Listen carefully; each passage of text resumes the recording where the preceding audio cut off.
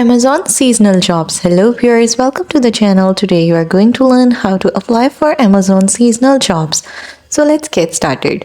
First, open your web browser and go to the Amazon jobs website.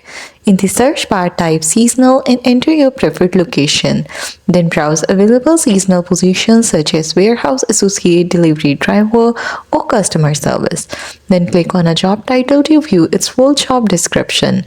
If you do not have an Amazon account, create one before applying. Then click apply now for your chosen job listing. You have to fill out the application form including personal details, work history, and availability. Then upload any required documents. Some roles may require an online assessment. You have to follow the instructions to complete it. Selected candidates might be asked to attend in-person or virtual interviews. Amazon conducts a background check and certain positions like warehouse roles may require a drug test too. Once approved, you will receive a job offer via email, accept the offer, and complete any onboarding paperwork. Then apply early, especially before the holiday season. Be flexible with shifts and locations, and check for hiring events nearby for faster processing. And that's it. Thanks for watching. Don't forget to like and subscribe for more helpful guides like this.